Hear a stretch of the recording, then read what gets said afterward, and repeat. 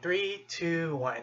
Hey you guys, this is Waifu Wars. It's been an eternity since I posted a video, but I'm back from Worlds, and I have with me Greg and Terry, and we're going to go over the JP restriction list that's been recently updated for February 2018, and it'll go into effect for March.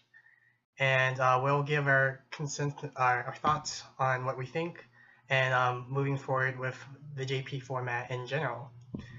So if you guys don't know, that if you're listening to this, for unrestrictions, Nisekoi got their the entire pick restrictions lifted. So now you can run the free fresh 2-1. You can run pendants, but then Marika is still at 1 though for the level 3.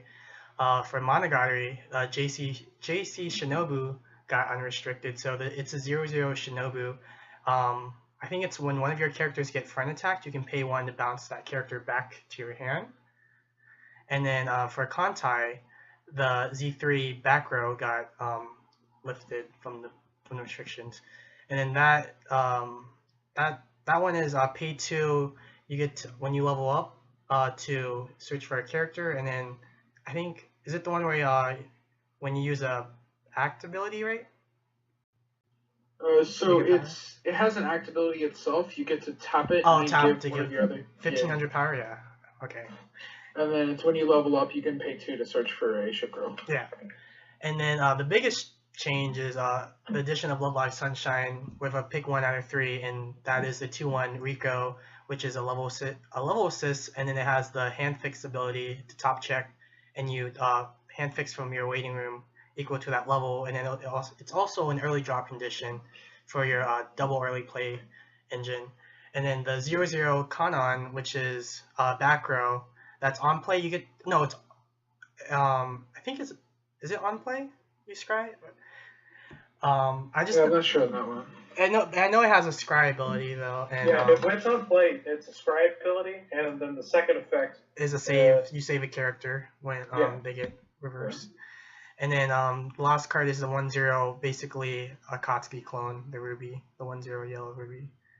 And that's pretty much the update for the restriction, but it is a huge update, and it's worth talking about for sure. So we're open the floor. Where do you guys want to start?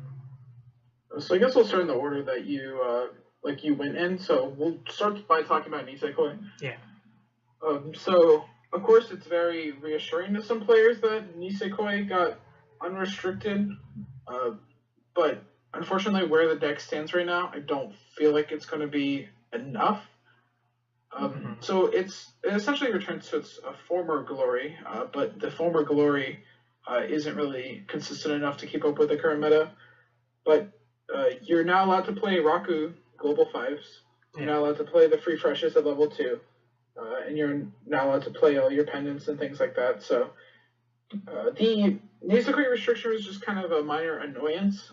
I know when it was still a really popular deck, the restriction list wasn't really a big deal, and people just chose the pendants, and they just kept on playing Nisekoi because it was so good back in the meta a few years ago. But now it's kind of been a bit I wouldn't say power creep, just kind of like it's now adjusted to the power level of the other sets, getting multiple boosters and utility and different tools to help work with their current lineup. I think that's kind of fair because really this affects mostly the former Metakoi build, where it puts it just about full power. Now they used to run 3 to 4 Marikas in that list, so it's kind of putting them to a position where it's like, well, you can run it, but it's kind of like playing it when they didn't have a backup play if the initial restander didn't kill them the first time. So you'd be forced to try to salvage or something. It puts them in a worse version of their endgame than they normally would. But I mean, it's a different time because when the stack was hit, you're talking about this had been the end of 2014, and in the span of we're on going into the 4th year now. A lot has changed, and the general power level of the decks these days kind of makes it really, really age badly. And their end game is still very poor. Yeah. The market is good, but outside of that, I mean, I guess you can run a cancel burner, but there's very little outside of that. So really, their level 1 game has been pretty well power crept. Level 0 game is still fine. Level 2 game is still good. Because the early drop, that's still a strong early drop. Because it combos straight into your refresh. That's still a good combo. That's a good thing to talk about. Because with everything in Nisekoi that used to be broken is now just in every set now. Yeah.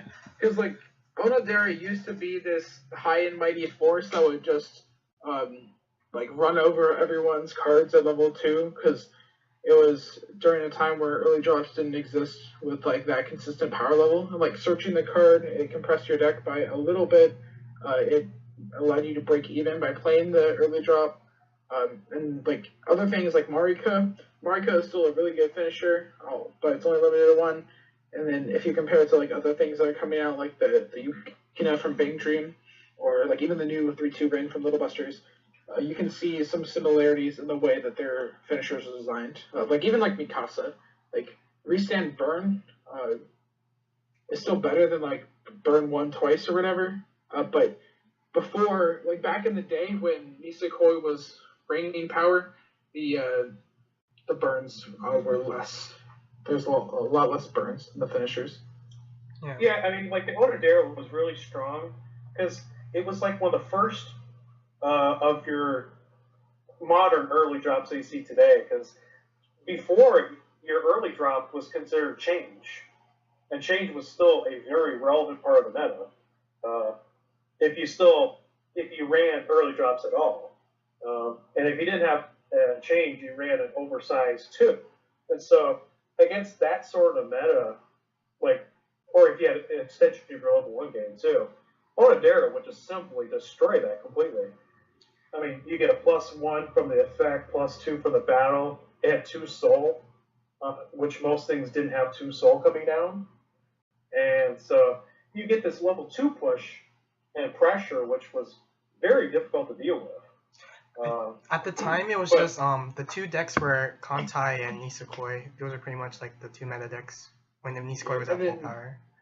And then you compare Marika to Shimikaze, and you'd be like, oh, Marika's on a gate and a 1k one. That makes like Marika pretty good, right? Because she's of course 5k base, just like Shimikaze. She gets global power, things like that. But now when you look at a 1-0 Marika and the current level 1 climax combo metagame, is on the lower tier of like level 1 combos.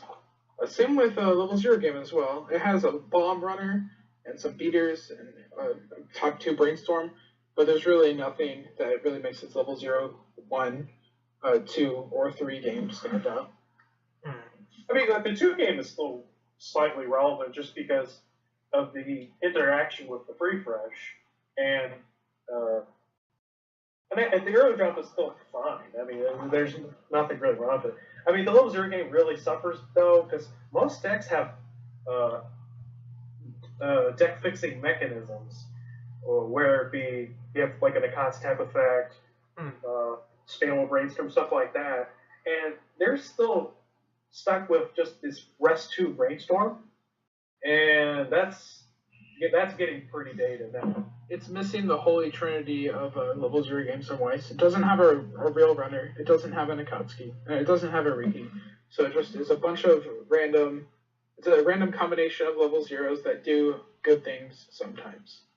I think. Yeah, the funny part I think is the Sweets build is still better than the Medicoi build.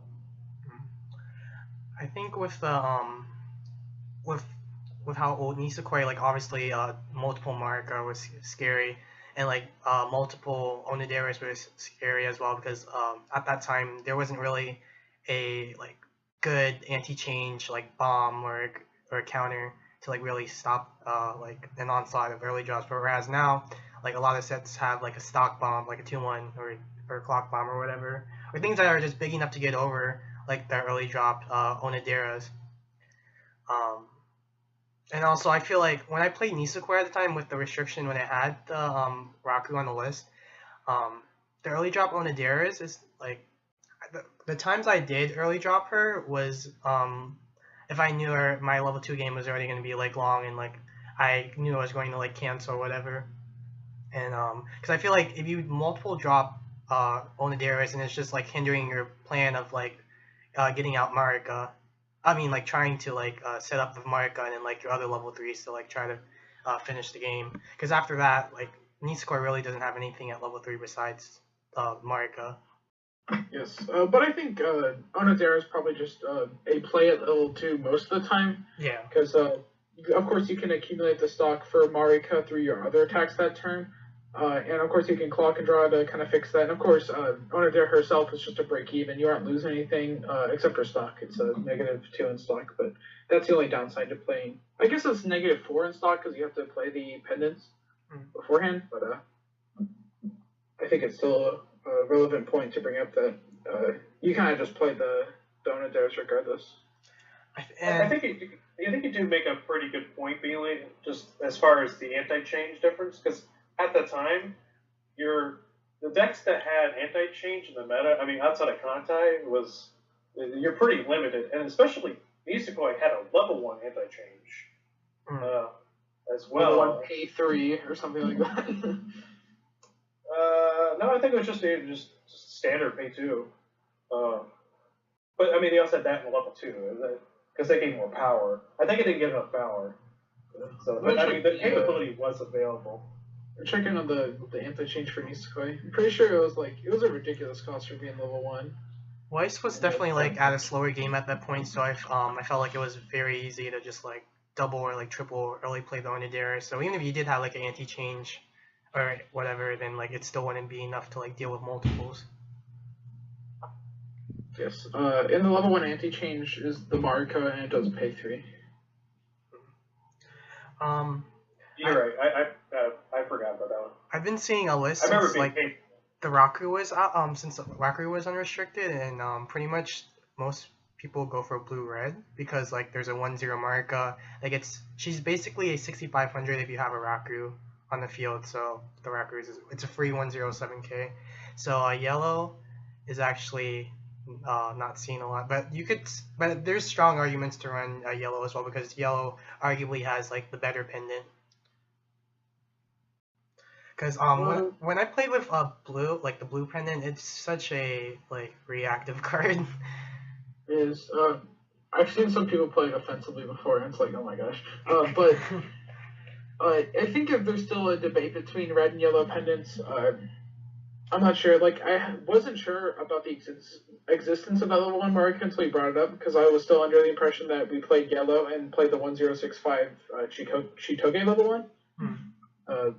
But if, like, Raku's off the restriction list, that Marika definitely makes sense in the deck, because that global 5 is just going to be sitting in the back row for most of the time. Yeah, and then your pendants back it up to 10k, so it's, like, a decent size for a counter.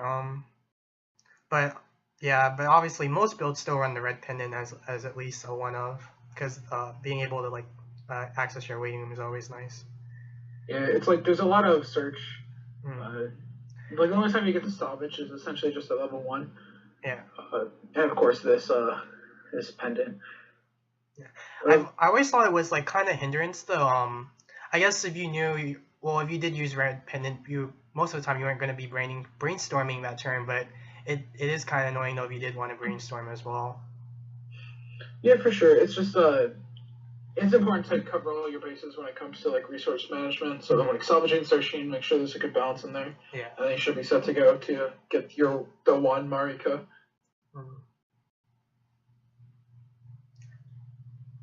But I think. Do you guys think that Marika could like? I think we already covered this last time in our podcast for the ban list. But you feel like Marika would be fine if she like if she went back to multiples, at least like a 2 or 3 or even 4 of. Nisekoi would be a better deck, but I'm not sure how good it would be. It's definitely a really good thing to have more burners. Like even if you don't plan to restand on the second and third Marika, which I don't think it's really realistic to get 2 resins off in a game, especially while playing like the rest of the Nisekoi card pool. Yeah. So I mean, definitely they should unrestrict it to like maybe 2 copies, just so you can have that second one to just attack as a burner, and then if you really like sack your way through the game, you could go ahead and do that second restand, but it's very unlikely. Yeah, I agree. I feel like Nisekoi has enough tools to like toolbox the 1 copy easily, but I feel like maybe having 2 would make Nisekoi a better deck than how it is right now. Yeah, I'm pretty sure it could come back to at least 2. I'm sure they're probably testing it 2, and then it'll probably come off pretty soon because they don't ever put anything to free. So, and especially in the context of the set, I think that's probably fine because the representation of Nisekoi would be like near 0. So I think that probably tells you that you can probably bring Marika back, and there's really no other finishers right now, so they probably do need that. I wouldn't be surprised if it does get some representation with the upcoming like JP tournaments, like for Japan and also like in the Western audience, if like people are going to play at WG. But I feel like Nisekoi wouldn't. I feel like if currently for the decks in Weiss now, I feel like Nisekoi isn't a deck I would bring to a tournament just because like there's just like so many better decks out there at the moment. Yeah, I mean, I'm trying to think. You would want to play a deck because it has a gimmick against the meta or something that makes it good. And really, I can't think of any reason why you would want to play it because it doesn't necessarily have an advantage in a certain part of its game over another deck or against something in the meta that something else would do better. It doesn't have I agree. Like I feel like it doesn't have like a niche or something that makes it like stand out for like to draw you into playing the set. And then also that reminds me, like, if Kimono does become, like, a more popular deck than how it is already now, then obviously, like, a lot of the finishers in Nisekoi just gets negated. And the only finisher in Nisekoi gets negated. Yeah. Yeah, the only Both of them. Yeah. That and the cancel burner can't do anything. Yeah, the cancel burn, yeah. Yes. So I feel like we've talked plenty about Nisekoi by this point, so do you want to move on to another set? Yeah, we're going to the next set. I think it was Monogatari series. That's Shinobu. So originally, with the Monogatari series restriction, the first 2 restrictions were the level 3 Mayoi and the middle school Shinobu. And then obviously later on they added the 2-2 Hanakawa, and then also they Aragi and Shinobu level 0 drop search. Yes, so I think it's kind of interesting with the Monogatari series in general. It kind of went through an evolution of deck builds. So I feel like to talk about the bans for Monogatari, we should talk about like the builds that existed that went along with each ban list. Yeah. So in the initial wave of the ban list, it was the 3-2 Mayoi Hachikuji that was hit, as well as the Shinobu, the middle school Shinobu. And that was ran in a build that played your Akatsuki's, your level 1 combos, all of your zeros with Riki, including the middle school Shinobu, and a top end that included a 2-2 Shinobu change that scribed when you took damage. Essentially, Monogatari at that point in time was just an extremely efficient deck that didn't really make sense why it was so good, but like in practice, healing and then defensive scrying and also plussing a lot throughout your level 0 through 1 game, it just made a really super solid deck that had a lot of tools to its advantage. So then, of course, Bushiroad came along and said, okay, well, we're going to limit your plussing level 0 and your sacking level 0, and we're also going to limit your healing cancel burn potential. So you got to pick one or the other. So then the crafty JP meta people, as well as people over here in the West, saw a lot of potential in this 2-2 Hanakawa that got some power if you had enough experience. And then when you played the gold bar, you get to stock charge 2 strange trait characters from your waiting room into stock. So that essentially made it like a 2-0, a 9-5 for that turn. And essentially people would just hope to hold on to those 2-2 Hanakawas to then go towards an explosive level 3 endgame where you'd play all of your Mayoi Hachikuchis down, cancel burn a bunch of times, heal a bunch of times, and essentially just be able to either kill your opponent or heal down to a reasonable amount where you would not die the next turn thanks to your compression from the 2/2 Hanakawas. And then essentially that's where the second ban list came into play. Bushiro didn't like the fact that Japan was playing this hyperstock Monogatari list and then put onto the restriction list their drop search that doesn't have to pay a stock, as well as the 2/2 Hanakawa bar combo. Yeah, it's kind of interesting because you had the set first drop, and then you had two different kind of play styles. Because Japan, if you look at like the Japan versus the Western builds, it was kind of interesting. I mean, both sides had a good stuff build. So where you play your level 1 advantage combo, your drop Akatsuki, you have Kaiki, and they run all this different stuff, tricolor, and then you had the other build, and they also played the middle school Shinobu. And then you had the other build where they had a very heavy sustain build in the Western side, and you didn't see it in Japan though. There was a couple builds that played damage cry. They actually seemed to prefer going early on into the 2/2 route. Though there was some stuff where they played your damage cry, a bunch of healers, and the middle school Shinobu would prevent the on-reverse combos because the meta at the time was very heavy into Love-Ru. And it was kind of the reason why Index was still playing, because Index is not necessarily a great deck, but it was a good counter to Love-Ru, and for a simple reason. And the ceiling in Monogatari was much higher than Index, and so that was the meta, because that is the best answer at the time. I think wasn't also CG Set 2 was released around that time as well, so like that became another like meta contender against with Monogatari. Yes. Yeah, because on the first list they hit both the Cinderella Girls and the initial Choose One of Two and September 2016 list. Yes, which it was more brutal for Tribe Primus players than it was Monogatari players, because Monogatari players just moved on to a different build of the deck, chose to play the Moyo Hachikuji, and just lived their lives from then on. But I feel like the CG players kind of had to live with a weakened version of their Tribe Primus deck. Yeah, that hurt a lot for the CG players to choose one of 3 lists, because otherwise, the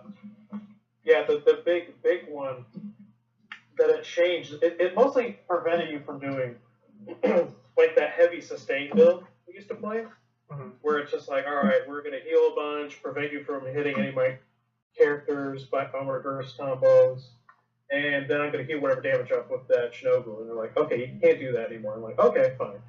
Then they switched solely to the 2/2. The 2/2, and then you're just trying to put like a billion soul and a billion cancel burns on a single character as a soul in game. But yes, and that's when you had the second list in February 2017, and where they brutally hit all the good parts of that. So yeah, so I guess talking about the set nowadays, it hasn't really changed much. We got the Shinobu unrestricted, which Shinobu's a great card. It's a beater on play, and of course it does your little swap thing, so certainly any restricted Monogatari decks will then find a way to include the Shinobu in their decks. But overall, its search, its finishing power, and its stock charge combo are still on the list, so you have to make a choice there. And unfortunately, Monogatari still kind of sits in the same spot as it was 6 months ago. I think you're basically the only thing it really opens up. Well, it opens you up to the good stuffs build, because the good stuffs build didn't necessarily run the 2/2. Some did, some didn't, but you could play it. Some of the builds with that. It's more.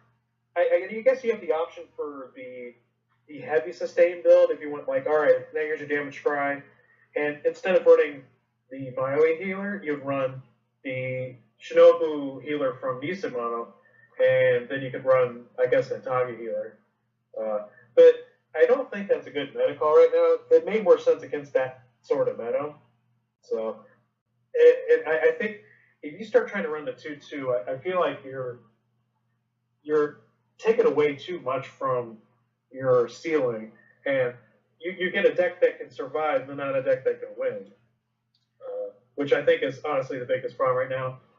And it's helpful to have that card, but it's not. I don't think it necessarily changes very much. And then not having the drop search makes trying to get some of the cards a little more difficult too. For the middle school Shinobu, like obviously, the more commonplace people bounce back the Akatsuki, but you could also still do like some from the usually keep it in the back or where you could still also bounce back your 1/0 Shinobu Kaze if you're running that combo. If you're running the combo, so you could reuse it, and then also even it could be relevant at level 3 as well. Like if your opponent has something like a Yukina, just bounce that character back. So yeah, so like for good stuff build, I think this is a great thing to come back because it makes a lot of that hold together again. It's just outside the good stuff. I don't know if you're necessarily going to get very much value from it. Yeah. I've seen like a lot of the builds I've seen also they run that hexproof Shinobu, but I've also seen other builds where they run the early drop Kanbaru, it's 2 less climax, and she gets huge, and like you and your opponent can't use the sister backup for your turn. So that card essentially says pay 2 stock, get killed on the next turn. Yeah. But I don't know. Essentially, the hexproof Shinobu used to be so good because every set didn't have the 2/1 stock bomb thing. Yeah. But now they're printing it in literally every single set. Like before, like Monogatari was one of the first to get that stock bomb type of effect. But now, of course, LB's getting it, and then like literally every other set has it. So I don't think we really need to go down the list. But and I thought that card was only. I think that card was only good in like multiples as well. Like 1 is just like whatever. Well, no, I mean, even by itself, it still was a presence. Yeah. I mean, its defensive capability, I mean, because you get a damage cry at level 2, which that's pretty good. I mean, because Charlotte before was like an earlier edition of that sort of deck, and they had difficulty getting level 2. It was more of a level 3 play. And when you put that even earlier, you're essentially giving yourself like an extra turn or 2. Especially if you have healers and you can just keep staying at the low levels for very long. It did make a difference. But I mean, I think the biggest difference now would be that meta was filled with anti-change backups and those target, whereas now the character anti-change, especially like bottom decking ones, being the popular one now. It's kind of rendering those mostly a nerf now. For the Aragi and Shinobu, like when it Monogatari was at full power, that card wasn't like in huge quantities, right? For most deck lists, wasn't it like only like as a 2 or 3 of or something? Because just like the lineup for Monogatari is already kind of established. So which card was only on 2 or 3? Oh, the Aragi and Shinobu. Yeah, the drop searcher. Yeah, that's about where it was. I mean, I think it being a global booster on top of the searcher was what made it really help, because now that 2/2 combo becomes a 10k combo. Yeah. And then with the climax, now you're swinging 11k, and you can pretty well take out most things. And essentially, Bushra confirmed that the Global 5 was like the main reason why that card was so good, because there was a salvage card, salvage Mayoi from Nisemon, I believe, that did the exact same thing by discarding a card and getting a card, but instead that one salvaged and it didn't have the global power, but it was a 2k body. So that's what people would switch over to when their drop search got removed from the list. So they just played the salvager that does kind of the same thing by getting you the card that you need, but it's not a global boost. Yeah, because the other boosts that exist in the deck were pretty bad. I mean, because your Brainstorm only boosts the middle. So really you're not getting any other boosts outside of the characters themselves getting boosts through experience. Uh, it's very awkward to do it, and that was like one of the easiest ways to do it.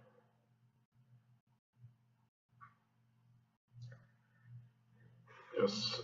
So let's see. Is there anything else we need to talk about for Monogatari? I think the list. It's in a good spot. I think it'll be in a good spot. I mean, obviously, like if everything got unrestricted for it, it'd be better. But I feel like this is a good change. Like I think a lot of people are actually expecting the 0-0 Aragi and Shinobu to get off instead of like the middle school Shinobu. But I think it was like a good change for Monogatari players. What's funny about this change is that people can now go back to the old build that Bushiro deemed to be powerful enough to restrict in the first place, because you can now play the Mayoi Hachikuji and the middle school Shinobu. Mm-hmm. So you can play that old deck, but then, as discussed before, Shinobu 3-2 change isn't as powerful as it once was. Yeah. I guess pretty much.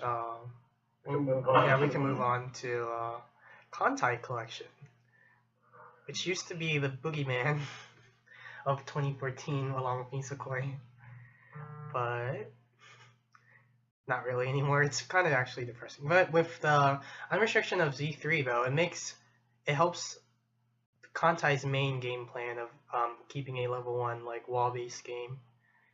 And I don't remember for like level 2, do you like pretty much still keep your level 1s or you like early drop? I'm sorry? For for Kantai, like the Z3 engine, obviously you want to have like a wall-based level 1 game. And but for like level 2, I don't remember like level 2, like what exactly did they do? Oh, they played the Taiho, right? Yeah, they played the early drop if they weren't playing anti-heal, or they would just kind of like play more level 1s. Yeah. So because they didn't do much at level 2. Yeah. So most people will go for the Inazuma just because it helps with your consistency with your level 1 game, and then it also promotes tri-fielding at level 0 as well. I've seen some Japanese builds run Hibiki, but I feel like anti-heal and Kantai is just not as scary as it used to be, and also like Hibiki plus Verni takes up slots, and it also pays out. I feel like stock-wise, Kantai wants to kind of preserve their stock as well, and also I think there's just better sets if you're going to play anti-heal, and some builds that even ran Hibiki, they just used Hibiki and they didn't even ran the Verni just to like crash and like enable anti-heal. And then obviously Hatsukaze,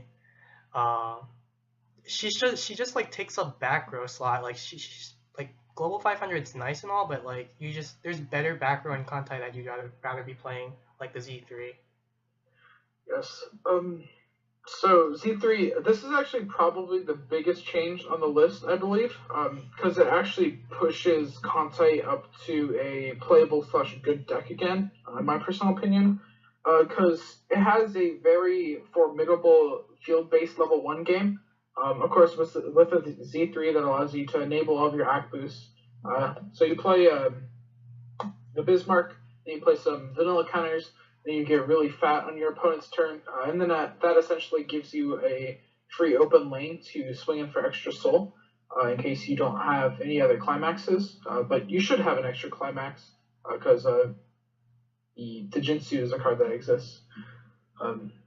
But now, essentially the choice boils down to a choice between Hibiki and Inazuma, and I believe that choice is definitely for the Inazuma, because Hibiki takes up so many slots in your deck, and the Verni doesn't really help you with your wall-based level 1 game plan that helps you snowball so many matches into victory. Being able to top check with Inazuma is always nice as well, like just like playing at level 3 and just like playing over it, just like know what your next trigger can be relevant sometimes. Yes.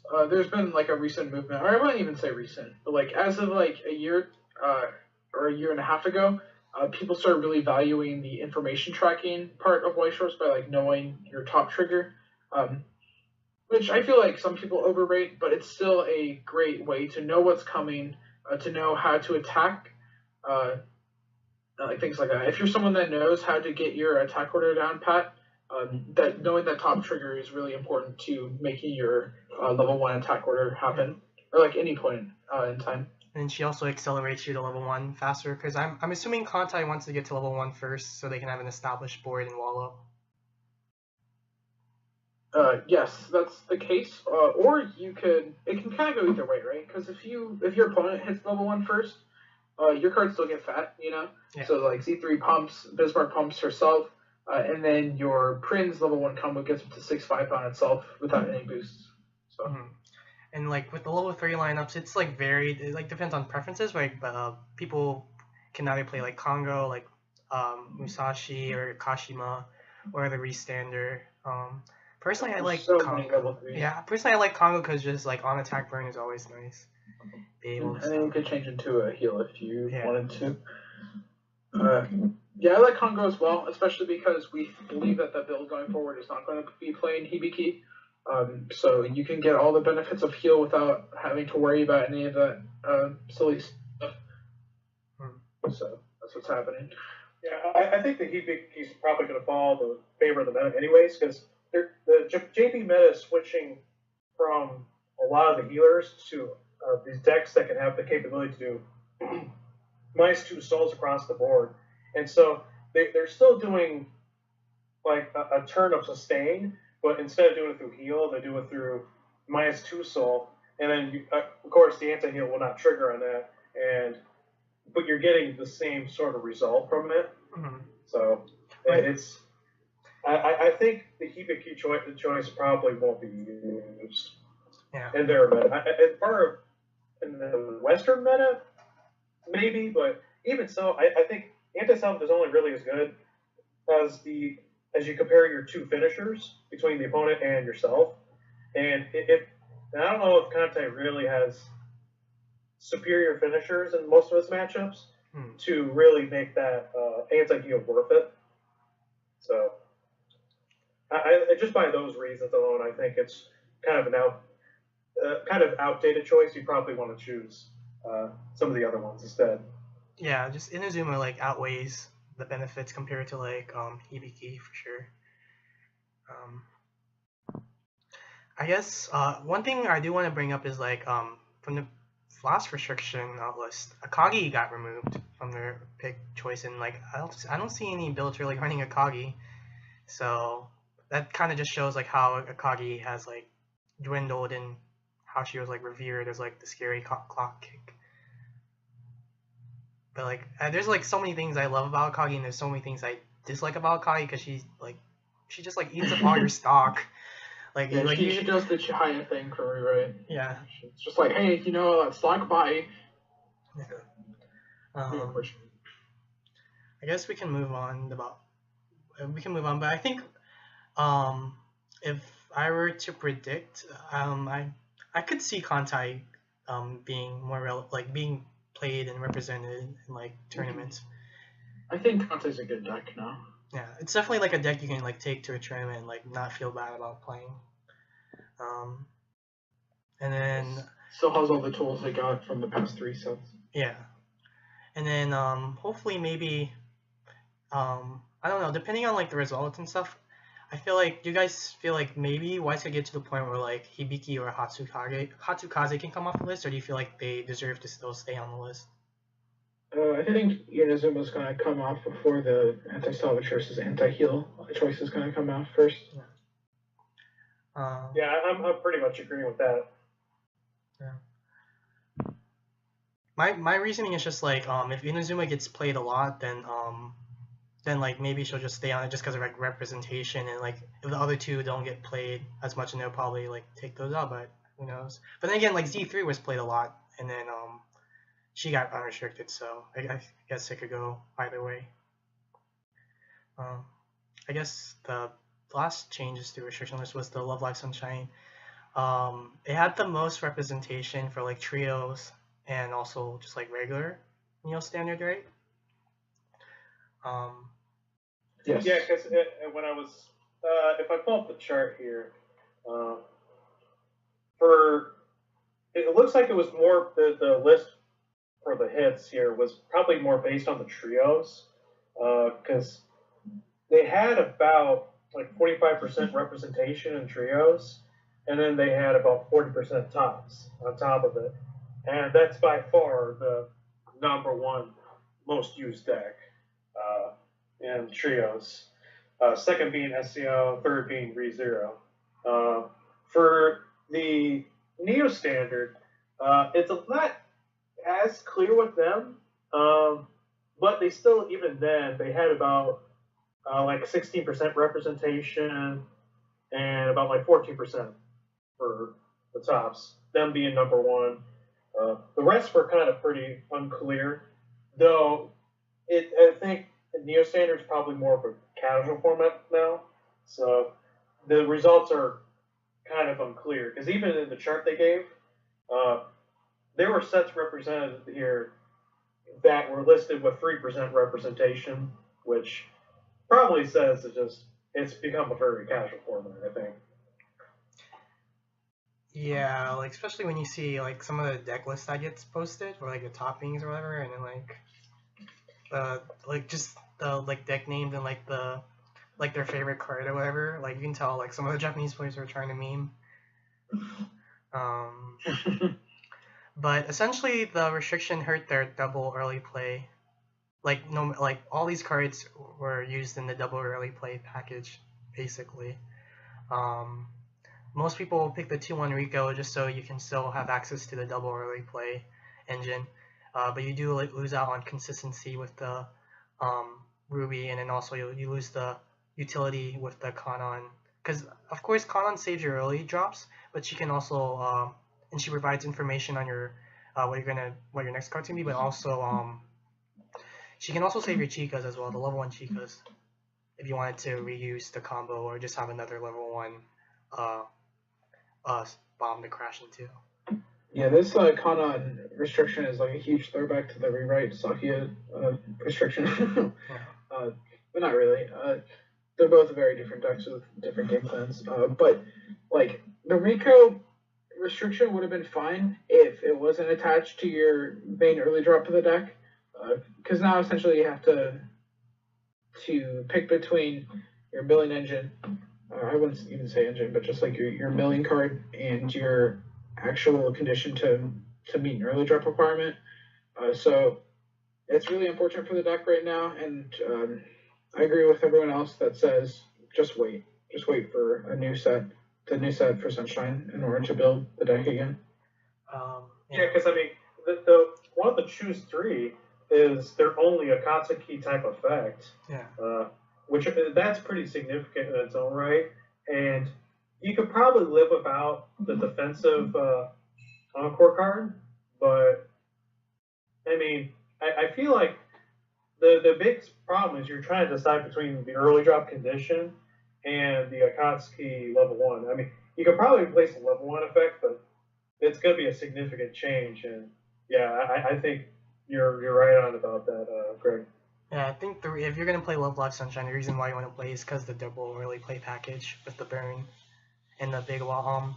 Also, I want to bring up is that they do have a highest camera event in the set, and it's blue. But then obviously like blue is like a less desirable color for Love Live Sunshine, because you could run blue with like the level 1 Dia combo, but that combo itself isn't always a guaranteed plus, even if you do have a established, like if you make your deck built a certain way, because like usually Love Live Sunshine decks are heavy count with their they're like level 3s and level 2s, but that is always a meta call as well. But obviously Chica is good for selectivity, being able to grab your combo pieces, and then +2 others ran the +2 soul Ruby combo, just so you can like abuse it. You can abuse it with the Mirai ticket pants trigger, and like just constantly get pluses back to your hand, because the Ruby also can go back to your hand on reverse. I didn't really look at JP list. I know the Western build was trying to play Two Soul, but did JP list play the other version of the Climax? They played the Chica level 1 Chica combo. Oh, that's right. Yeah, and then some people in Western tried to go either or for the Ruby combo. Yeah, essentially Sunshine's in a pretty bad spot. But there's a new set. There's probably going to be a new early drop that is going to be serviceable enough. Then everyone could have their Akatsuki back, and then they'll rejoice. And then Bushira is going to have to see from there how Japan treats Sunshine as a deck. Yeah, or they might just get like another Akatsuki, but just like for red or something. We don't know. It's possible that this Sunshine set was designed way before they ever intended to do a ban list. So I'm not sure how much tunnel vision Bushwood actually has when it comes to designing the sets in tandem with the ban list. Mm-hmm. Yeah, if you're going back to the thing with the climaxes they run, for example, the World Grand Prix Nagoya winner, they ran the Stock Soul and Gates. Yeah, the Yo Gates. Just the did they have the level 3 Yo in their lineup, or because I know some builds. Yeah, they do run that. Yeah. Okay, good. Because I know some builds just run Gates just for empty Gates, just being able to salvage, but yep, we can all agree that Sunshine is gonna get another set. So who knows if it's gonna be like better or worse. So yes. All right. I guess we can close up the restriction list in general of like any thoughts on the other sets that are on the list. And there's quite a few that we could talk about too if you guys want. Alright, so I have a tried previous deck. I was hoping so hard. I was praying that we were going to get something, but we didn't. And it's because of one reason alone. Japan has an idol fetish. And they still insist on playing bad CG decks. Yeah, it's like the 7th most represented deck right now. So I think just being on the fringe of the meta was enough just to keep it from getting anything back. Yep. That's the only reason.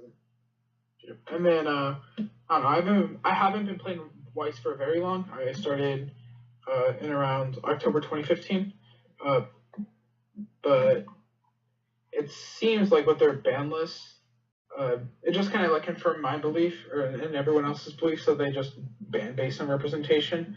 I've seen it happen so many times at this point with their constant hitings of decks that are just represented well. Yeah, I mean, I think lately they really haven't hit power in a really long time, unless something was so dominant that it was like an emergency type a situation. Like, I mean, the most recent within probably when they did the major hit on CG and Monogatari, because they were having a problem with hyper-compression meta, and the decks, you could not necessarily compete very well out if you did not have a hyper-compression deck. So that's about the most recent one they ever did to power, though. Otherwise, it's been a lot of consistency modifications to limit the representation of the deck. Yes. It just kind of... because the thing is that I'm not even sure if their ban list, like, philosophy or whatever, their way of doing things is wrong. Because they want to encourage a healthy meta that has a lot of different sets that people play. And limiting the high representation sets allows a new meta to be kind of introduced into the game. Which is, of course, what's healthy for the game in general. Because if people are playing against the same deck all the time, they will eventually find less enjoyment in playing the game because they're only facing against the same thing. So AOT English. Yes, it's healthy for players' enjoyment, right? It's healthy from a business perspective because they're keeping players into playing the game by encouraging deck diversity. Yeah, I think if they did a hybrid list, one that addressed the strongest decks and one that dealt with representation, if they did something like that, I think that'd probably be a little more appropriate. But I mean, in a way, it does control the meta to a degree, doing what they're doing right now, but I don't know if it's the end-all be-all, per se. I feel like for Bushiroad as a game, like for Weiss at least, I with like these unrestrictions, I feel like they're kind of in tune with like what the player base kind of wants with like for Kantai. Like Z3 helped a lot, the Middle School Shinobu helped a lot, and obviously Nisekoi got the unrestrictions everyone has been asking for. So it is kind of sucky when like they do base these lists off of restrictions, but then it's like I feel like that's kind of the only way for them to approach it. I mean, because they also do have like the data with all like the trios and stuff like that, the tournaments. It's kind of interesting because I mean, you look at how they're banning now and how they used to address more power-based stuff, and then they have the principal hits on top of it. So they sort of, it's like, well, we're mostly representation, but then every now and then we do something else, and you still kind of wonder with some of these cards why they're there. I mean, some of the principle-based ones, yeah, that does make sense. I mean, the cost effectiveness of some cards are just too good. But I think when the when the ban list was first created, I'm not sure if this is entirely true, but when the ban list was first created for this game, like there was obviously two separate ban lists for like standard, because standard was more popular at the time, and for like things like Cordelia's Garden and Rest, and like Changing Close Cyril, like Bushiroad, or these bannings were like pretty much prime examples. Like these are just really strong cards like that don't need to be seen in the game. So I guess that's a good reason why they're still on the list. It's just like they just have such a like huge precedence with like their history, I guess. But then again, like with Changing Close Cyril, like that was like banned because it was a slow play card at the time, but no one really plays Shining Force. Like, and like if you go to like a meta tournament or whatever, or a big scale tournament, and even if like it did get unrestricted, like Weiss has evolved, like the whole tournament system has evolved. I'm pretty sure like judges can like call you out on like slow play or whatever. Yes. So there's a question for you, Beanless, since you play Milky Homes. Would you play Cordelia's Garden in any capacity if it got unrestricted? Yes, I would, because Milky Homes right now, it's kind of depressing because like it lacks good level 0 and level 2 game, which like a lot of the meta sets thrive in.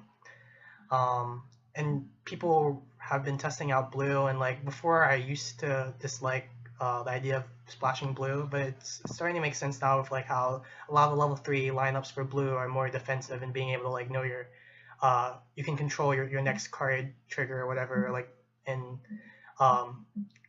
just try to outlive your opponent. So it makes sense if Cordelia's Garden gets unrestricted, then I would run it.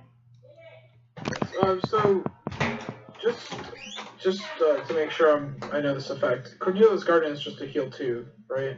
So it also gives power. Okay, heal 2, give power somewhere. It's actually kind of funny because LB's Rest is a 3-1 event that does the same thing, but since the memory instead of power. But I guess Bushiroad just wants to get rid of the heal events. Yeah, I mean, some people argue with like the what's it called, Healing Magic from Index, which is essentially it is a strong card, and because it has backup speed as well. But if you look at Index overall as like a set, like it's only known as like the healing deck. Yes, albeit in Milk you don't really need more, or they're not in desperate need of new support. A, because LB just got new support, and B, because Milky Homes is still good, still a good deck. Yeah, I think if you do Cordelia's Garden, that's going to affect. You probably just have to adjust your level 3 game for it. I don't think you're going to take out your level 3 Cheryl, or you're not going to take out. I don't know if you take out the Restander. That's still pretty good. So at that point, then you start having to touch the Halloween Cheryl, and if you run it, the one of the Cordelia level 3s that can top folks and heal too. You would have to probably try to make room somewhere there and then you try to see if you can fit in a couple copies. The hardest part would be you have to hard draw it though. I'll be like honest with you. It helps, but I don't know if you necessarily have the room for it, or if it's better or worse having it. I mean, versus another character. I'll be honest. Like the level 3 lineup for Milky is like quite explosive or whatever, because you have like the level 3 Sharo that's pretty much like a cheap cost for like basically on reverse last shot, and then the restander is nice. But I feel like with decks right now, like Guardians that are hyper compressed, or like whatever, like decks that are doing a good job at compressing, then like those finishers have less value, because like burn 4 is like still a pretty high number compared to like being able to just burn for 2, and then restanding and on reverse burns and stuff like that, it still gets hosed out by some decks with like money counter, or just like kimono friends with the burn ones. So like your witch showers become basically a vanilla healer. And with my Milky lineup, I feel like at this point I'd rather triple witch and like pressure my opponent to like with the burn ones and stuff like that. But I don't know. I've won recently. Like I've won a lot of games with like burn 4 as well with like Sharo, but then it's like I feel like I should have won those games anyways. Like if the 4 sticks. So if that makes sense. Yeah, I know some people at Milky kind of have a really confused level 3 game. I know some people like the burn 1, cancel burn 1, cancel burn 1. I'm not sure. Nero early drop, which I'm not cheeky. Sure. Yeah, that's the one. It's cheeky, but the only thing is you don't really want to run the early drop condition, because I think it means you're running 4 stock bombs, which is a little weird, and they don't really contribute that much to the deck. Yeah, you don't want to outside early of drop that. that card. So you don't really want to early drop it, and on its own, it's okay, but it's still like a burn for 1, regardless. It just means if your opponent actually happens to cancel it again, you're like, oh, well, I burned you again. But it has a weird experience. It's not really changing it, so I mean, it's still kind of like, you're a cancel burn for 1 still. So that's not that great. It has a weird experience clause attached to it, like that you don't see in Milky Homes, like experience 6, because most Milky Homes thrive off having a climax or just a card in general that's switching to your level slot. So like experience 6 is just like another hoop that you wanna, if you wanna make your early drop survive, because it's like what 9/5 on without the boost. Yeah. 9/5 supports. But I feel like with the yellow lineup though, like the yellow cards in Milky have like the one that bounces a card back to your opponent's hand, and then like it's also essentially a 3/1 and gains power. That I feel like that card has done like a lot of work for my deck, just being able to like get rid of important stuff on the opponent's field. Yeah, I mean, between like the things that give a major amount of power, damage scries, bodyguard type of stuff, I mean, it does take care of any problem. And it gives you 2k power on top of it, so it's like, that card is, as far as a yellow level 3, that one's much better than cancel burn. Like, it has utility, but like the thing is that like the level 3 lineups is just like, what, like it's really whatever at this point for me. Yeah, I mean, you're running like 5 different level 3s if you wanted to. Yeah. You play everything. I think I agree with Finley though. You play the witch because you want to stock as much as you can, and then you compress, and then you heal, and then you burn some, and then it's a 2-turn level 3 finish essentially. You have nothing that has the capacity to kill them on its own. Yeah, I mean, at least Milky has the capability, more than other decks, that it can set up some combination of 6 attacks based on how it plays its level 3 game. And pretty easily. I mean, there's many different combinations of it. So, and it gives it a very formidable endgame. But yeah, if you're going into a very compressed game state, you probably do need to go more Halloween Sharo. If Milky had like a defensive level 3 early drop, like that heal, like pretty much like a Kotori clone that minus 2 souls, I think that would actually it'd be pretty insane for the deck, but I feel like it'd be a good change. And then just even like level 0, like modern utility, like with a Kotsky clones or like Branders, or even like a Ricky would be nice. For the, just some kind of like a level 0 game, which is a little more relevant, just so you don't have to run 4 drop searchers as your main level 0 game. And then if you did something to replace that the level 2 Ellie with the Grammy. I mean, like, you can confirm kill at level 2, I guess. That's all right. But I mean, that can't be your only level 2 game, though. Yeah. I mean, that's like, that makes it kind of rough. I've been seeing some like Japanese games, like what people have been playing in. It's been actually 5 months ago since like someone posted a Milky Holmes Japanese gameplay video, but they're actually not prioritizing the 00 LE back row at all. Like, obviously they run in their deck, but their main back row I've seen is like the level 0 blue Cordelia that gives 1k during beginning of your attack phase or whatever, and then also the 1-0 Cheryl, the one that's like every time you level swap you can 1500 boost, and then also the being able to pay to salvage when you use an act ability. They actually use that as their main back row just to like try to pump up power and try to win field, which is interesting because for my build at least, I run the 00 LE and the 1-0 500 assist with the clock swap utility. But that's Japanese players though, so that's another topic. I think the Cordelia is relevant, that's for sure. I mean, I run it. Yeah. Just because it gives you more swap cards.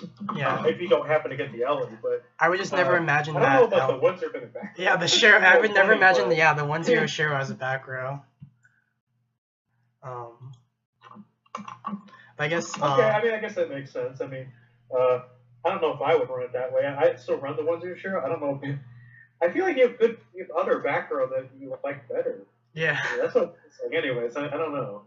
Unless I just want to deny my opponent any sort of on reverse combo, because that is a problem where it could be on reverse combo. But even so, I mean, you have a 3k backup with the 1500 to itself. That's still going to be 8k. I mean, I'm like, that's kind of difficult to run over in its own way. So I mean, I don't know if I agree with the way that the JP players will play it then. Yeah. So for other sets, I do want to point out for Gochi Yusa, they still kept their restrictions, but Dear My Sister is coming out soon. I know for the Western build, most people pick the 3-2 finisher, but some Japanese players are running the 1-0 Coco anti-change thing, and I think they're primarily running it in like either the like the other finishers, the red finishers, the Rise that's, or whatever her name is, the one that on play burn, whatever. It's like a really boring level 3 game where you could technically splash it in the green yellow build as well. Oh, the promo, you mean? Yeah. Not the promo. No, I'm thinking. Never mind. I know what you're talking about. Yeah, I got you. But I think Gochi User right now is like it's not like a bad deck, but it's playable. That's how I feel about it. Just like because it's still an on reverse combo for the level 1 game. I mean, I still think it's pretty good in its own right, just because any deck that's fast and at least gets to its refresh very quickly, Gochi Yusa is one of them too. They tend to be good in their own right, just in that fact because they stabilize very quickly. Kind of same reason with ReZero. Like, ReZero is nothing really special. Weekend game too, but it's a particularly quick deck to get into the refresh, and the faster you get to the refresh, the faster you stabilize, and it makes you, in effect, a good deck. Best deck? Probably not. No, but it still was represented fairly high too. Yeah, I think my only concern is like if Kimono like continues to be a popular deck, then I feel like less inclined to play Gochi Yusa, because like everyone's running that 0-0 Kaban in like all their builds, because that card's just good. Yeah, they might get knocked out of the meta just based on that. Yeah. For Da Capo, I know you guys play Da Capo. This list is ancient. Yeah. Essentially, whatever Da Capo deck you play, you don't want to play both anyway. like a Magic deck plays Anzu because sometimes you can cheater into clock and then get just a free heal off of it. And Newspaper plays the Xylophone event in some builds that focus on memory compression. But essentially, I don't know, this list is still fine for every single Da Capo player because they don't care about playing both these cards in the same deck. But why is it still on the list? I don't get it. Yeah, because I mean, you think about when that combination was hit. Think about this: it was hit the same time that Railgun got their change card off the choose one of four list. Like back when they had a choose one of four list. Yeah, so essentially Bashir just hates heal cards. I feel like Rest, Cordelia's Garden, and this Da Capo choose one of two is just gonna be like there forever without really much consideration just because they want to stray away from that healing meta.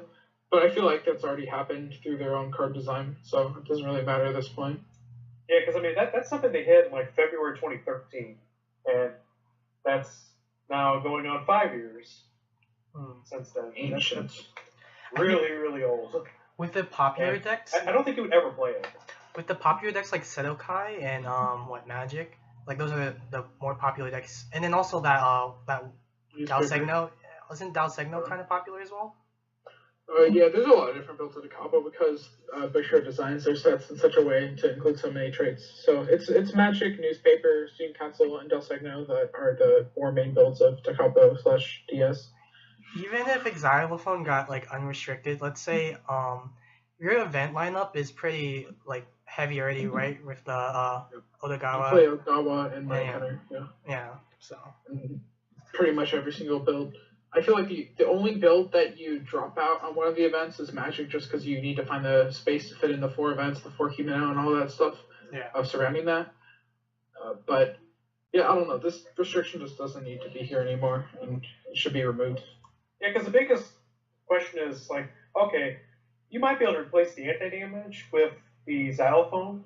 That's not that bad. Functionally, they're pretty close to each other. I mean, one's one less stock at level 2 than that, but you have anti-damage on the other side. But, I mean, you don't really want to run that level 1 Hansu because literally her only effect is the alarm effect, and it only works at 2, and she's strictly only magic. So that messes up with a lot of builds. I mean, because you'd just be running her for the sake of not playing her ever. Yes, it's just kind of funny. Honestly, the better pick one of two list would be Money Counter and Xylophone Event because Anzu is only playable in one deck, and in that deck you don't play Xylophone Event. And even if like both of these were unrestricted, like if they were in the same deck, like and people like build around it, it's like what when you have to run the. It I think you cut off on me, Terry. You cut off Terry? I think so. Yeah, he cut off, so. Sorry about that. Yeah, sorry. Yeah, I must dropped out for a little bit. No, I was saying it's like if you had in the Magic deck, you're going to try to run the Himeno event to summon from clock. You're going to try to run the Xylophone event, and then you try to run Anzu. It's like 10 slots you've already sucked up there. And really, did you really need the Xylophone thing? I mean, at I don't think you really need you could like heal 3, but then like with the Hanzu like in your clock or whatever, you can like manipulate your clock. But even then, it's like I don't think it's building a deck around because like some decks just don't care. Like the following turn, your opponent's just gonna hit you again for damage. I don't know. It might be relevant at like level 3 maybe, but like I don't think it's like a deck worth building around like just these two cards if they were unrestricted. Like the combo's good, but the amount of deck dedication that it sucks up means you're taking away from something else, and I don't think the combo's so open to taking away that many slots where you make that actually a viable thing. Like it's not a bad combo, it's just kind of old. I guess. And then, is there any other sets you guys want to briefly go over? I think we talked about the main things. The only thing we haven't really talked about that's probably relevant is Gochusa, which is now just Coco Chino choice until the new booster. When the new booster comes around, you play the counter because we got a new finisher. And that's essentially all there is to say about Gochu. Yeah, I can see that. That makes sense. You could probably make a mention to the Haruhi ones that really, those were very preemptive hits. Well, one is still on the list, but the other one was preemptive before the power-up set dropped. And it's like, well, all right, how much has Haruhi done since the power-up set dropped? They certainly weren't doing anything before. It's like, it's like, oh, wait, they didn't do anything. It's like, oh, God. You know, based on the representation alone, they should at least get something back, if not all back. And even with that, they're miles away from doing anything because the deck is built to be so linear, and they don't have, there's just so many bad cards. Yeah, I think they banned the climax kicker event just because it's a free climax kick. There's two other cards that do essentially the same thing that are probably more relevant, or like that are relevant right now. The Gilgamesh from Fate hasn't seen play for a long time. And then the 3/2 Asahina from Haruhi is a pay 3. Or it's a 3/2 -1 soul to things across, and then you have to pay 1 again, and then your opponent cannot play climaxes until the end of their turn. So essentially, what's up with those anti-climax cards is that you have to pay a bunch of stock, or two or three stock up front, just to make sure they don't have those climaxes. Where the Haruhi event is just a 2/0 counter.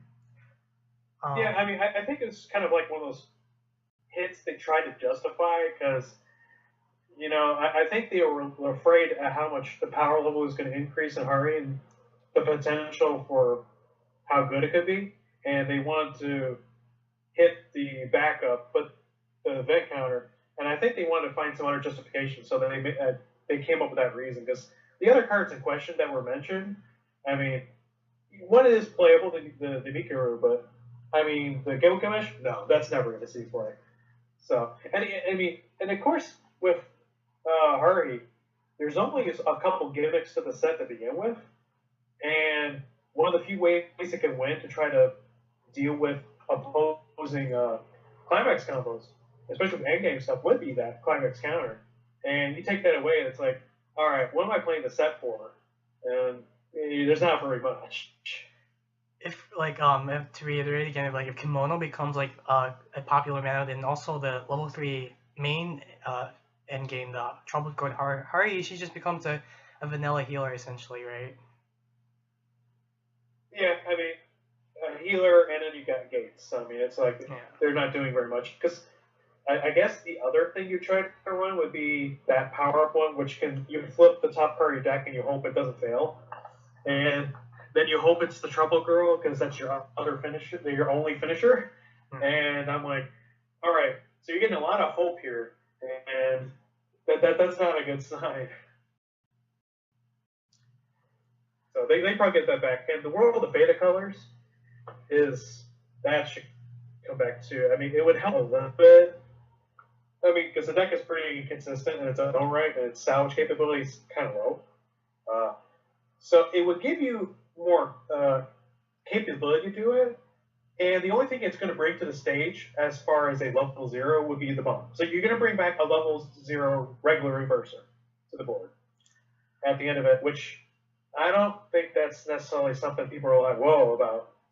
Yeah, I feel like Weiss is just like really fast as a game now compared to like the old days where like even if you like build a deck around Hero Loop, like you're like some decks just don't care and they just try to burn you out anyways. But yeah, because I mean the hit was back in August of 2012. Yeah. So and they blasted Haruhi to smithereens then. And you know what? A lot has changed in like 6 years now. So that sort of event is not the monster that people think it is, especially with that. It's also not that much. It's also worthy to talk about that in 2012, Neo Standard wasn't even the main format. Oh, yeah, it was standard. So that's also something to talk about. I guess, is there anything else you guys want to say before we just go into JP predictions for like just the format in general? I think we're pretty much set on the ban list. We talked about almost everything except for the Action Master. Yeah, I think there's like minor things, like just a quick point on CG. They could probably get the Akagi back. I mean, I think that's perfectly fine, and it opens up more playable builds because that list is mainly for Triaprimas. So you give them back their Myriad or repeat type effect, that would help a lot of their builds out. That's probably about it. For CG. If anything, if I want to see CG get like removed, like.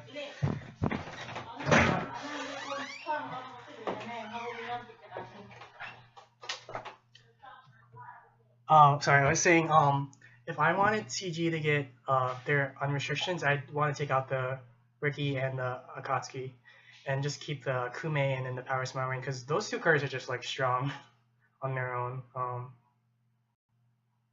But that's what I'd want. Yeah, I'm hoping for CG to get unrestricted next time around, but that's that for the JP ban list. I guess we'll go on to just the predictions for the JP format.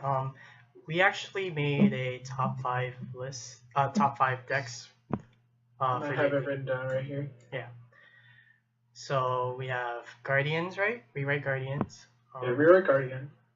We have also SAL, right? Was one of it as well. Yes. Okay, so first one is Rewrite Guardian. I guess we'll just we'll say the list and we'll justify each choice. Yeah. So we said Rewrite Guardian. Second being Kimono Friends. Third being Sword Art Online. And then we put kind of like a flex spot. We can have ReZero/2 Love Ru. And I guess we can put in. There's like another set that we could put in here. But it's like ReZero/2 Love Ru. And then for the fifth one, I put in Little Busters. Since I think with the new support, Little Busters is definitely going to be top 5.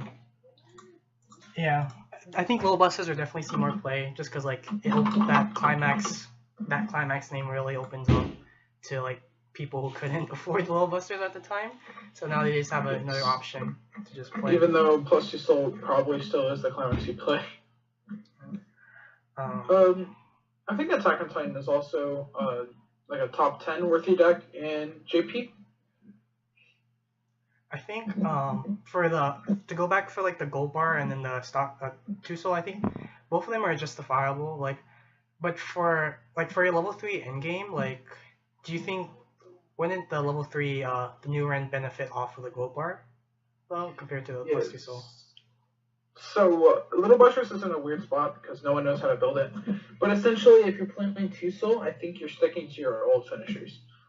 If you play 2 soul, you're either playing the new Haruka 3/2 finisher, that like of course heals the stock, or you just play your Clock Kick Musashi like you always have and just enjoy the deck with a few upgrades, like a better beater. You can have an extra brainstorm spot.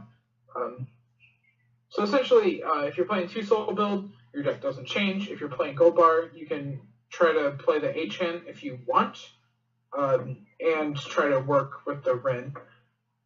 But I still don't know which build is going to be the play, and I do not think 8 Gold Bars is going to be the meta deck.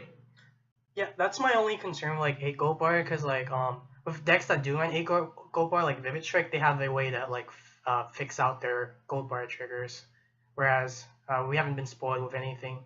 I mean, you guys do have like a draw 2, ditch 1 brainstorm, but that's assuming you guys will hit your brainstorms as well. So, and like there's other hand fixers, right, in Little Busters, but it's not as the hand fixers that you have in Little Busters are your brainstorm, your Mia that draws and drops, as well as I guess whatever like finisher you have that discards, which I think is just.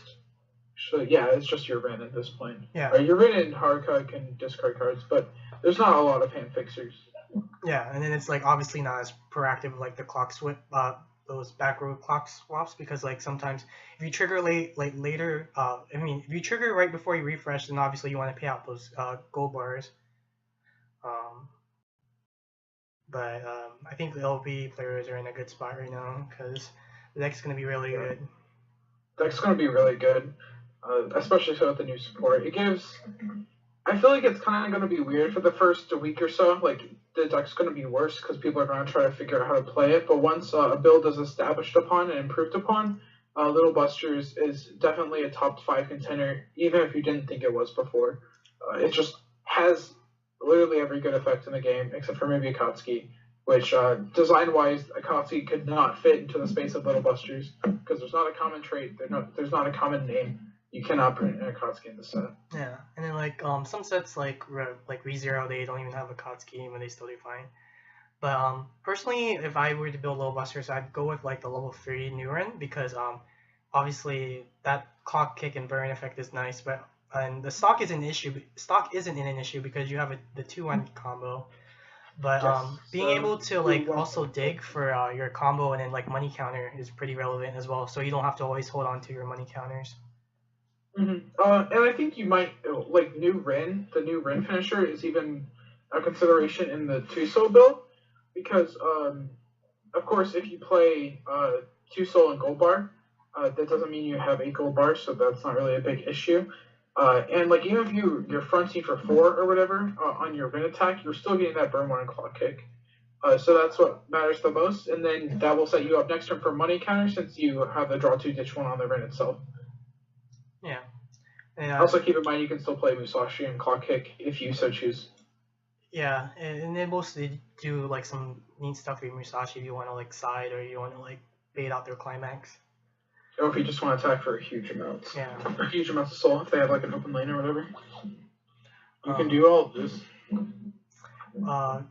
We said like Kimono Friends was like one of the top decks, right? Yeah, so Kimono Friends I think is currently sitting at like number 2 or whatever. Well, these aren't ordered, they're just like top 5. I think with like Kimono Friends, like what I've been hearing or like with the Weiss like community in general, like for a Western audience, or even just like seeing the JP like results, like we still are at a point where like we don't have a defined like build that you would expect from like most series, because like there's a lot of options and like obviously like a lot of builds are still going to run the 0/0 Kaban because having that anti-damage is such a oppressive effect for your opponent. And actually, what's funny about Bushiroad's design since that anti-burn came out, I think that anti-burn is another one of their little business tricks to kind of try to push out the old decks. Yeah. Because of course, if you look at a lot of these old decks, they have a lot of burn 1 finishers. Like Rabbit House has burn 1 finishers. Sunshine sometimes burns for 1, you know. And of course, CG has burn 1 finishers that they now play instead of the Power Smile Rin, if you so choose. Of course, Mariko is the most infamous burn 1 finisher in the game. So I think Bushiroad is just trying to push out all of those old decks and encourage their new decks. So like decks like Bang Dream that burns for 2, decks like Rewrite Guardian that also burn for 2. It's just encouraging players to pick up one of their new sets that does more than burn for 1. Because Kimono Friends exists. I think it was actually a very smart move from them, like business-wise, because they know Japan loves Kimono Friends, and they printed that card specifically in Kimono Friends to promote a new meta for the game. And also, like to piggyback off that, like burning 1 is nice, but also being able to burn 2 is still a good number. Like it's not slightly like, better. Yeah. It's marginally better actually. Yeah. For SAO, I know they're gonna get Gun Gale online, and that's pretty much mixable. If I'm correct, it's Neo standard. I don't think it's been confirmed yet, but probably mixable. Yeah. So who knows? Like they're probably gonna get some good support, maybe that you could probably splash into. Yeah, they'll probably get like 3 cards, like Ordinal Skull gave it. Yeah. And of course, we know Alicization is going to eventually come out. Yeah. So Sword Art is always a good bet. If you've taken a break off of Weiss Schwarz and you want to get back into it, just pick up a Sword Art deck. Yeah, it's a safe pick, and like you're like there's so much abundance. I feel like with Sword Art online, so you'll find it regardless in stock or whatever, on like sold out rookies or something. Yeah, people are willing to sell some Sword Art decks. Is there any other commentary you guys want to bring with the meta decks? I think you could probably make a special mention to Vivid Strike. I think that's definitely powerful enough to be, if not like the bottom of the top 5, top 10 for sure. Yeah, I agree. Yeah, it's basically with Vivid Strike. If you don't have an answer to it, then you pretty much kind of lose to it. So that's why you have to pretty much build your deck around it. Because thankfully, like a lot of new sets will have like answers to it, and like at that point, if you can deal with the early drop Fruka, then the deck becomes considerably worse, I think. But it's still a good deck though, because it still has like other finishers.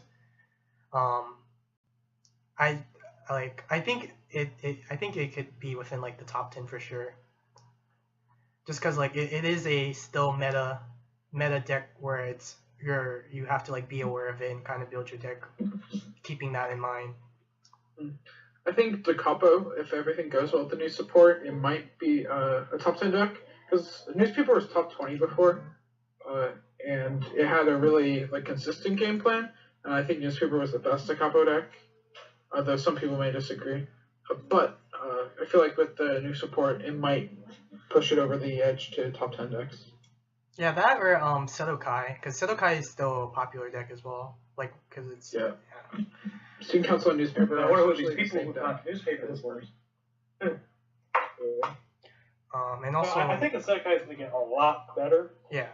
It's also dependent on if they get a new finisher, because honestly, if they get a replacement for the finisher that they currently are running for like the Marika combo, then that's a whole different story, because the deck is going to be consistent enough. It's going to be able to have a much better advantage combo, compress very well, send everything in memory. I mean, it's got all the tools except for an efficient endgame card.